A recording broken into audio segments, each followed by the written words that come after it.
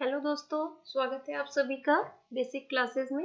आज हम अपना फिजिक्स का क्लास 9 का इम्पोर्टेंट डेफिनेशन एंड लॉ का पार्ट 2 लेकर के आए हैं और अब स्टार्ट करते हैं हम आगे की अपनी कुछ इम्पोर्टेंट डेफिनेशंस।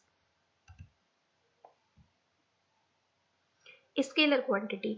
स्केलर क्वांटिटी में क्या होता है? फिजिकल क्वांटिटी हम जानते हैं क्या होता है। फिजिकल क्वांटिटी वो होती है जिस क्वांटिटी को हम मेजर कर सकते हैं, यानी हम नाप सकते हैं। स्केलर क्वांटिटी यानी अदिश राशि, वो राशियां जिनको हम मैग्नीट्यूड, सिर्फ हमें मैग्नीट्यूड की आवश्यकता होती है, इसमें कोई डायरेक्शन हमें रिक्वायर्ड नहीं होता है।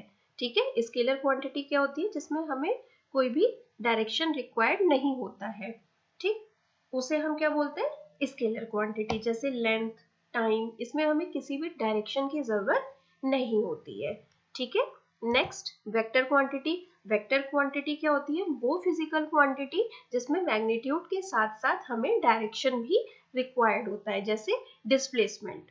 डिस्प्लेसमेंट में डायरेक्शन क्या होगा? पोजीशन चेंज होगी, तो यानी हमें एक डायरेक्शन मिल रहा है। ठीक है, नेक्स्ट डिस्टेंस। डिस्टेंस क्या होता है कि डिस्टेंस में हमारी बॉडी या ऑब्जेक्ट, ठीक है, जो भी डिस्टेंस ट्रेवल करता है, ठीक है, एक लेंथ ट्रेवल करता है, एक पाथ ट्रेवल करता है, उसे हम क्या बोलते हैं कि हमने इतना डिस्टेंस कवर किया है। ये कभी भी जीरो नहीं हो सकता, क्योंकि डिस्टेंस हमें पर्टिकुलर, जैसे यहाँ से हम कहें आपको कि हल्द्वानी से बरेली जाना है, ठीक है, तो हल्द्वानी से बरेली का एक क्या होगा? डिस्टेंस होगा। तो हमें हल्द्वानी से बरेली जाना है, लगभग अप्रॉक्स 100 किलोमीटर मान लीजिए। ठीक, तो ये क्या होगा? डिस्टेंस। तो डिस्टेंस कभी भी जीरो नहीं होगा, नेगेटिव नहीं होगा। कब? जब हमारी बॉडी क्या हो? मोशन की स्टेट पे हो। ठीक है, डिस्प्लेसमेंट क्या होता है? डिस्प्लेसमेंट हमारे दो फिक्स पॉइंट के बीच में होता है। ठीक, मान लीजिए एक पॉइंट ए है आपका और एक पॉइंट बी है, तो ए से बी में जाना, ठीक है, यानी इनिशियल पोजीशन से फाइनल पोजीशन की तरफ जाना क्या कहलाता है? डिस्प्लेसमेंट कहलाता है। डिस्प्लेसमेंट आपका क्या होता है? ज्यादा भी हो सकता है, कम भी हो सकता है। हिंदी में इसे क्या बोलते हैं? विस्थापन। ठीक है, यानी विस्थापन एक जगह से दूसरी जगह पे जाना, वो ज्यादा भी हो सकता है और कम भी हो सकता है। ठीक है, ये पॉजिटिव भी हो सकता है, नेगेटिव भी हो सकता है और जीरो भी हो सकता है। Clear? Uniform motion. Uniform motion यानी एक समान गति।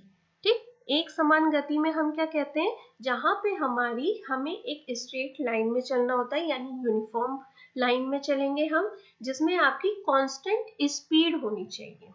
ठीक है, कांस्टेंट स्पीड होनी चाहिए। जैसे एक कार जो है, अगर वो एक हाईवे पे चले, कांस्टेंट स्पीड पे चले कि आप 1 मिनट में 1 किलोमीटर जा रहे हैं, ठीक है, तो ये क्या हो गया? यूनिफॉर्म मोशन, यानी एक समान गति। ठीक, ऐसे ही नॉन यूनिफॉर्म मोशन क्या होगा? जहां पे हमारा इंटरवल तो टाइम का तो इक्वल है, लेकिन मोशन इक्वल नहीं है, असमान गति। हिंदी में हम क्या बोलते हैं? नॉन यूनिफॉर्म मोशन को असमान गति।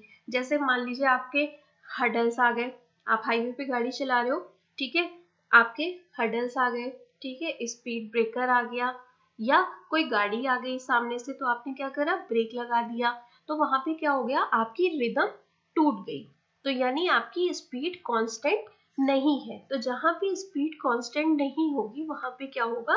Non uniform motion. Is that clear?